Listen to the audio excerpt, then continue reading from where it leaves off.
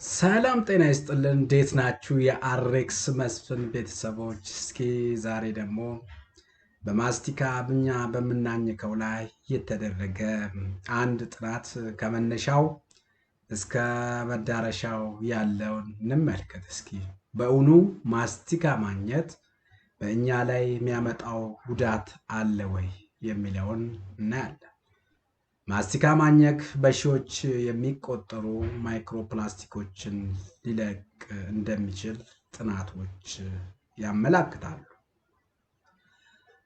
ሳንዲያጎ በፈረንጆች አቆጣጠር ማርች 2025 በአሜሪካ ኬሚካል ሳይንቲስት የሆኑት በሳንዲያጎ ስብሰባ ላይ የሚቀርበው አዲስ ጥናት አስገራሚ የማይክሮፕላስቲክ መጋለጥ ምንጭን ገልጿል። ማስቲካ ማኘክ የዩኤስኤልኤ ተመራማሪዎች እንደሚሉት አንድ ቁራጭ ማስቲካ ብቻ ማኘክ በመቶዎችና በሺዎች የሚቆጠሩ ማይክሮፕላስቲኮችን ወደ ምራቅ በመልቀቅ ወደ ውስጥ ማስገባት እንደሚችሉ ይገልጻሉ። በዩኤስኤል የሲቪል እና የአካባቢ ምህንድስና ተባባሪ ፕሮፌሰር የሆኑት ሳንጆይ ማሃንቲ ግባችን ማንንም ማስፈራራት አይደለም ብለዋል። ሳይንቲስቶች ማይክሮፕላስቲኮች ለእኛ አደገኛ መሆናቸውን ወይም እንዳልሆኑ አያውቁም። ምንም የሰው ሙከራዎች የሉም።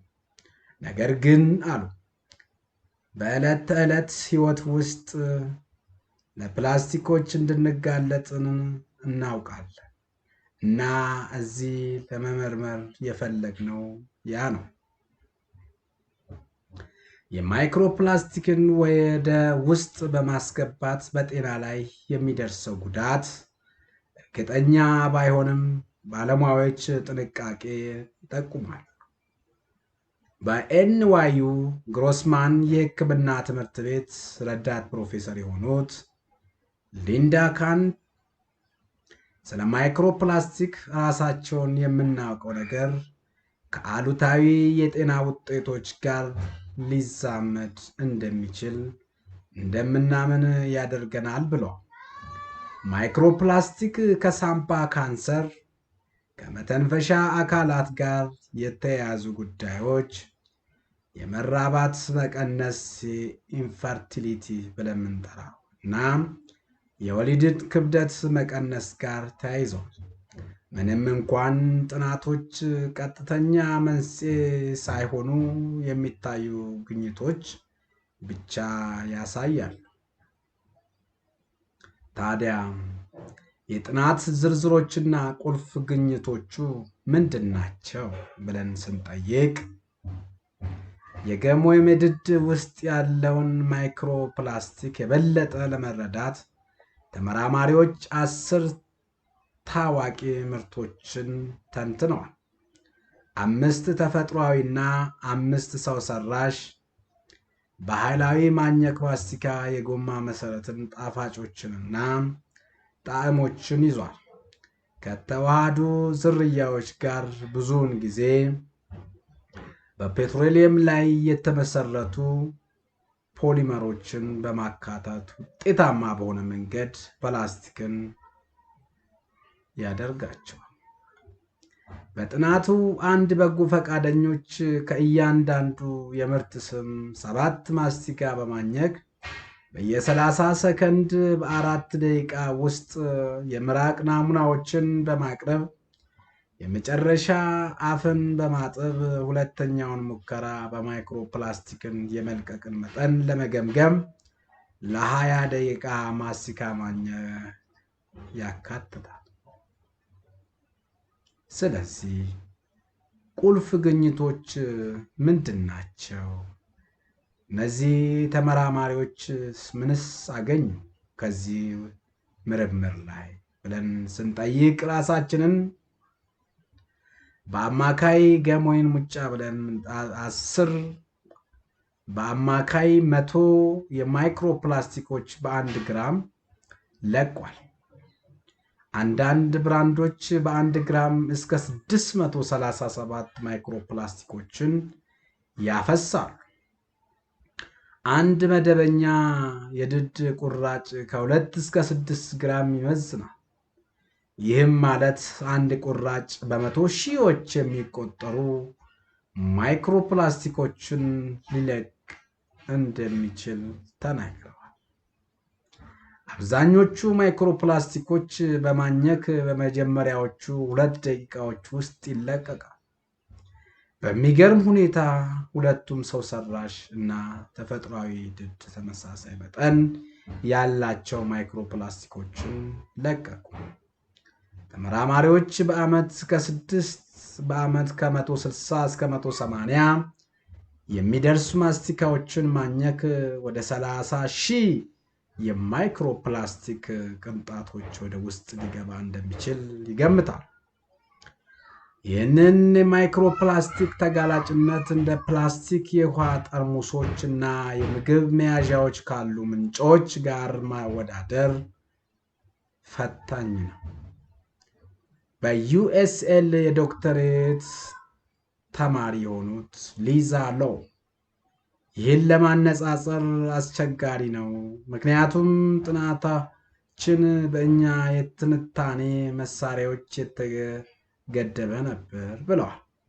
ጥቅም ላይ የዋለው ቴክኖሎጂ 20 ማይክሮሜትር ስፋት ወይም ከዚያ በላይ የሆነ ማይክሮፕላስቲኮች ብቻ መለየት ይችላል። ይህም ማለት ትናንሽ ናኖ መጠን ያላቸው ፕላስቲኮች አልተቆጠሩ። ይህም ወደ ዝቅተኛ ግምት ሊያመራ ይችላል። ማስቲካ ማኘክ ማቆም አለብን ወይስ እናኝክ? ለዚህ መልስ ሲሰጡ ተመራማሪዎች ባለሙያዎች እንደሚናገሩት ግኝቱ ጠቃሚ ነገር ግን ሊታከም የሚችል ስጋትን ያሳያል። ማስቲካ አለማኘክ በጣም ወሳኝ አይመስለኝም ሲል ሎ ተናግሯል። ለማይክሮፕላስቲክ የተጋለጥንባቸው ቦታዎች በጣም ብዙ ናቸው እና ሁሉንም ልናስወግዳቸው አንችልም፣ ግን ስለዚህ ጉዳይ ማወቅ አስፈላጊ ነው ብዬ አስባለሁ። የማይክሮፕላስቲክ አወሳሰድን እየቀነሱ አሁንም ማስቲካ ማኘክ ለሚፈልጉ ሎው በተደጋጋሚ ወደ አዲስ ቁርጥራጮት ከመቀየር ይልቅ አንድ ቁራጭ እንዲረዝም ይመክራል። ይሁን እንጂ ያልተመለሱ ጥያቄዎች ይቀራሉ። የተፈጥሮም ሆነ ሰው ሰራሽ ድድ ማይክሮፕላስቲኮችን ከለቀቀው ምንጩ ምንድን ነው? እሱ ማስቲካው ራሱ ነው ወይስ ማሸጊያው ነው? ካን ራሱን ጠየቀ፣ ተመራማሪዎችንም ጠየቀ። እንደ አረፋ ማስቲካ ወይም ከስኳር ነፃ የሆነ ማስቲካ ያሉ አንዳንድ የድድ አይነቶች ከሌሎች የበለጠ ማይክሮፕላስቲኮችን እንደሚለቁ ለማወቅ ተጨማሪ ምርምር ያስፈልጋል። ካን ጥንቃቄን ይመክራል። ማስቲካ ማኘክ የማይክሮፕላስቲኮች ምንጭ ከሆነ እሱን ማስወገድ ከቻልክ ማድረግ ጥሩ ነገር ላይሆን ይችላል አይደል? አይ ነው። በማይክሮፕላስቲክ መጋለጥ ላይ የሚደረገው ጥናት ሲቀጥል ሸማቾች ማስቲካ ማኘክ ልማዶቻቸው ሊከሰቱ ከሚችሉ የጤና አደጋዎች ጋር ማመዛዘን ያስፈልጋቸው ይሆናል።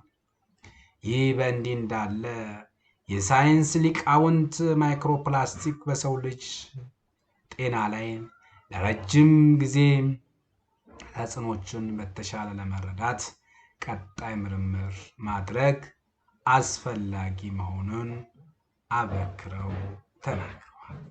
ውድ የአሬክስ መስፍን ቤተሰቦች ታዲያ በዚህ ጥናት ላይ ተመስርታችሁ እናንተ ማስቲካ ማኘክ ጥቅም አለው ወይስ ጉዳት አለው ብላችሁ ታስባላችሁ? እስኪ ሐሳባችሁን በኮሜንት ማስቀመጫ ሴክሽን ላይ አስቀምጡልኝ። የጥናቱን ይዘትም ከመጀመሪያው እስከ መጨረሻው ያለውን